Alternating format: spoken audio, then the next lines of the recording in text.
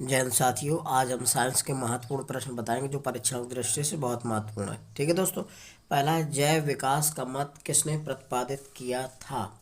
तो Charles Darwin ने जैव विकास का सिद्धांत प्रतिपादित किया। ध्यान रखना, जैव विकास का मत किसने प्रतिपादित किया था।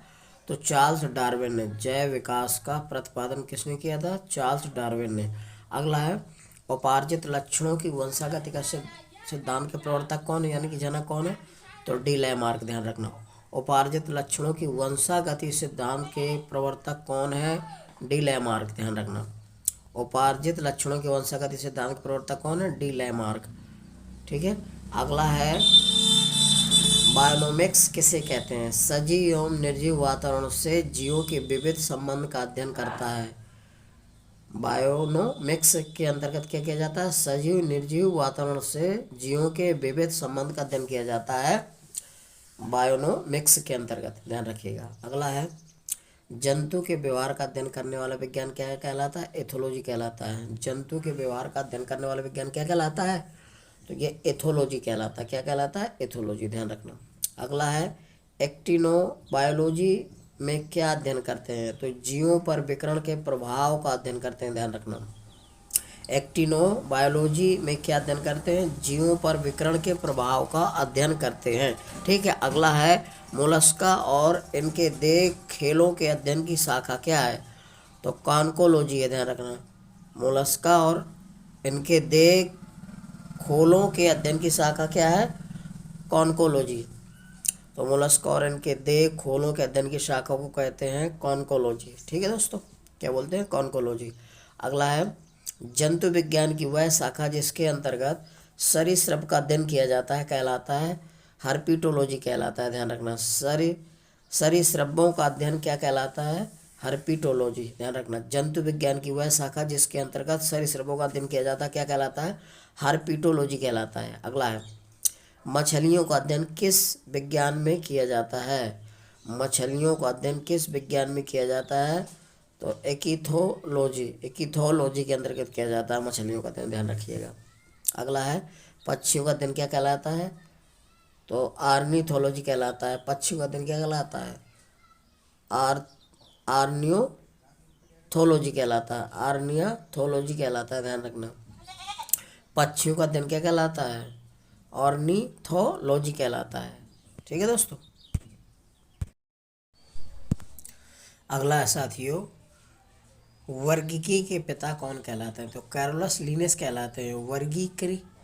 वर्गीकी के पिता कौन कहलाते हैं। जनक कैरोलिनियस। ध्यान रखिएगा।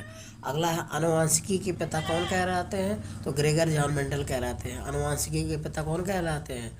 ग्रेगर जॉन मेंडल है। ध्यान रखना। अगला है आधुनिक भ्रूण विज्ञान के पिता कौन कहलाते हैं। वान बेयर कहलाते हैं। ध्यान रखना, आधुनिक भ्रूण विज्ञान के पिता कहलाते हैं वान बेयर। ठीक है दोस्तों। अगला है पादप रोग विज्ञान के जनक कौन कहलाते हैं। एजे बटलर। पादप रोग विज्ञान के जनक कौन है। एजे बटलर। ध्यान रखना, पादप रोग विज्ञान के जनक कौन है। एजे बटलर। अगला है पादप क्रिया विज्ञान के पितामह कहलाते हैं कौन। Stephen Hales. पादप क्रिया विज्ञान के पितामह कहलाते हैं स्टीफन हेल्स। अगला है व्यक्ति प्रवृत्ति में जाति वृत्ति की, यानी कि व्यक्ति वृत्ति में जाति वृत्ति के पुनरावृत्ति के नियम अनसर्ट हैक्कले के जनक है। ध्यान रखना। अगला है सुजनिकी के पिता कौन कहलाते हैं। Francis Galton. सुजनिकी के पिता कौन कहलाते हैं। Francis Galton sorry Francis Galton. सूक्ष्म जैविकी के पिता कौन कहलाते हैं। लुई पास्चर कहलाते हैं। सूक्ष्म जैविकी के पिता कौन है। Louis Pasteur. अगला है प्रतिरक्षा विज्ञान के पिता कौन है। Edward Jenner. प्रतिरक्षा विज्ञान के पिता कौन है। Edward Jenner. प्रतिरक्षा विज्ञान के पिता एडवर्ड जेनर। जीवाणु विज्ञान के पिता रॉबर्ट कोच हैं। जीवाणु विज्ञान के पिता कौन है। Robert Koch. जीवाणु विज्ञान के पिता है रॉबर्ट कोच। वनस्पति शास्त्र के पिता कौन है। थियोफ्रेटस। तो वनस्पति शास्त्र के पिता कौन है। थियोफ्रेटस। अगला है इकोसिस्टम शब्द के जनक कौन है? टेंसले। इकोसिस्टम शब्द के जनक कौन है? टेंसले, ध्यान रखिएगा। इकोसिस्टम शब्द के जनक कौन है? टेंसले, अक्सर पूछा जाता है। ठीक है दोस्तों। अगला है साथियों, कुल तत्व कितने हैं? 118 तत्व, ध्यान रखिए। और प्रकृति में पाए जाने वाले तत्व कितने हैं? 98। प्रकृति में जो तत्व पाए जाते हैं वो 98 हैं। कृत्रिम तरीके से निर्मित यानी कि कृत्रिम विधियों द्वारा जो बनाए गए हैं वो कितने? 20 तत्व, ध्यान रखिएगा। ठीक है, कृत्रिम विधियों द्वारा बनाए गए तत्व कितने हैं? 20 हैं। धातु तत्वों की संख्या 91। धातु तत्वों की संख्या, धातु कितनी है? 91 है।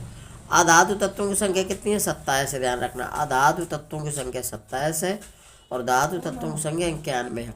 अगला, पृथ्वी पर सबसे अधिक मात्रा में पाए जाने वाला तत्व कौन सा? ऑक्सीजन है। पृथ्वी पर सबसे अधिक मात्रा में पाए जाने वाला तत्व कौन सा? ऑक्सीजन है। पृथ्वी पर सबसे अधिक मात्रा में पाए जाने वाला धातु तत्व कौन है? एल्युमिनियम है। पृथ्वी पर सबसे अधिक मात्रा में पाए जाने वाला धातु तत्व कौन है? एल्युमिनियम है। सबसे हल्का तत्व कौन सा? हाइड्रोजन है। सबसे हल्का तत्व कौन सा? हाइड्रोजन। सबसे भारी तत्व ओशियम है। सबसे भारी तत्व कौन सा? ओशियम है। सबसे हल्का धातु तत्व ये लिथियम है। सबसे हल्का तत्व जो धातु है वो लिथियम है। द्रव धातु तत्व कौन सा? पारा। ठीक है, द्रव धातु तत्व कौन सा? पारा। द्रव अधातु तत्व कौन सा? ब्रोमीन। द्रव अधातु तत्व कौन सा है? ब्रोमीन। और धातु पूछा जाए तो पारा, धातु पूछा जाए तो ब्रोमीन। विद्युत का सबसे अच्छा सुचालक कौन होता है? चांदी, ये ध्यान रखना। विद्युत का सबसे अच्छा सुचालक कौन होता है? चांदी। विद्युत का सुचालक का धातु कौन सा? ग्रेफाइट। ये ग्रेफाइट जो धातु होता है लेकिन सुचालक होता है। ठीक है दोस्तों। अगला है, सबसे अधिक आघात वर्धनी तत्व कौन सा? सोना है। सबसे अधिक आघात वर्धनी तत्व कौन सा? सोना। सबसे अधिक क्रियाशील अधातु तत्व कौन सा? फ्लोरीन। सबसे अधिक क्रियाशील अधातु तत्व कौन सा? फ्लोरीन। सबसे अधिक क्रियाशील धातु तत्व है सीजियम। सबसे अधिक क्रियाशील धातु तत्व कौन सा? सीजियम। सर्वाधिक आयनन विभव वाला तत्व कौन है? Helium, sorry. सर्वाधिक आयनन विभव वाला तत्व हीलियम है। सबसे अधिक आयनन विभव किसका? हीलियम का। न्यूनतम आयन विभव वाला कौन है? सीजियम है। न्यूनतम आयन विभव वाला कौन सा है? सीजियम है। ठीक है दोस्तों, मेरा वीडियो अच्छा लग रहा है तो मेरे वीडियो को लाइक और सब्सक्राइब करिए। ठीक है दोस्तों, जय हिंद।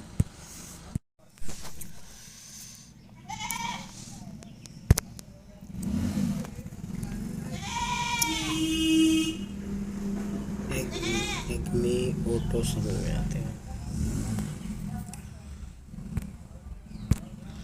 अगला है साथियों, एग्नी ओटो समूह में आते हैं सरीसृप, पक्षी और स्तनी, ध्यान रखना। एग्नी ओटो समूह में आते हैं कौन? सरीसृप, पक्षी और स्तनी, ध्यान रखना। मोनोट्री मेटा नामक जंतु समूह में किस प्रकार के स्तनी रखे गए हैं? तो अविष्कार छिद्र वाले स्तनी रखे गए हैं, ध्यान रखना। ठीक है। अगला है, अंधेरे में उड़ने वाले अंधेरे में उड़ते समय लक्ष्य निर्धारण के लिए राडार यंत्र होता है चमगादड़। ठीक है दोस्तों, चमगादड़ काम करता है इसमें। अंधेरे में उड़ते समय लक्ष्य निर्धारण के लिए राडार यंत्र होता है कौन? चमगादड़ में होता है। तो राडार यंत्र किस में होता है? चमगादड़ में, क्योंकि चमगादड़ रात्रि में अपना भोजन का शिकार करते हैं, रात्रि में ही भ्रमण करते हैं वो लोग। ठीक है, चमगादड़ जितने होते हैं। अगला, सभी कार्डेटा में जीवन की किसी न किसी अवस्था में अवश्य होती है नोटोकार्ड बालक्लोम दरारें होती हैं। नोटोकार्ड बालक्लोम दरारें होती हैं। ठीक है दोस्तों। अगला है, क्रोबादंश में रागी की मृत्यु का कारण है तंत्रिकाओं की निष्क्रियता। क्रोबादंश में रागी की मृत्यु का कारण है तंत्रिकाओं की निष्क्रियता। क्रोबादंश में रागी की मृत्यु का कारण क्या है? तंत्रिकाओं की निष्क्रियता। अगला है 24 क्या, एक मिनट। अगला है 24वीं हृदय सरीसृप उभयचर मस्त एवं स्तनी में से किसमें पाया जाता है? तो स्तनियों में पाया जाता है, ध्यान रखना। किसमें? स्तनियों में पाया जाता है। अंडज स्तनी किस उपवर्ग में आते हैं? तो प्रोटोथीरिया में आते हैं। अंडज स्तनी किस उपवर्ग में आते हैं? प्रोटोथीरिया थीरिया में। अगला है डब बिल प्लेटिपस तथा एकेडिना कहाँ पाए जाते हैं? ऑस्ट्रेलिया और तस्मानिया में पाए जाते हैं, ध्यान रखना। कहाँ पाए जाते हैं? डब बिल प्लेटिपस तथा एकेडिना कहाँ पाए जाते हैं? ऑस्ट्रेलिया और तस्मानिया में पाए जाते हैं। अगला है जंतु से शिशु को जन्म देते, यानी कि जंतु जो शिशुओं को जन्म देते हैं, जंतु जो शिशुओं को जन्म देते हैं किस संज्ञा से अभिहित किए जाते हैं? यानी कि किस संज्ञा से जाने जाते हैं, किस उपमा दी जाती है उनको? जंतु जो शिशुओं को जन्म देते हैं उनको किसकी संज्ञा दी जाती है? तो जरायुजी संज्ञा दी जाती है। किसको? उनको क्या कहा जाता है? जरायुजी, ध्यान रखना। कंगारू होता है क्या? मेटाथीरियन। कंगारू क्या होता है? मेटाथीरियन। अगला भारत का राष्ट्रीय पशु बाघ होता है। कौन होता है? पैथेंडर टाइगर्स। तो भारत का राष्ट्रीय पशु कौन होता है? बाघ।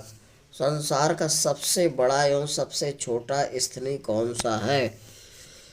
तो संसार का सबसे बड़ा व्हेल ब्लू व्हेल और सबसे छोटी स्तनी होती है छछूंदर, ध्यान रखिएगा। ठीक है दोस्तों, सबसे बड़ा होता है व्हेल, ब्लू व्हेल, और सबसे छोटा स्तनी होता है कौन? छछूंदर।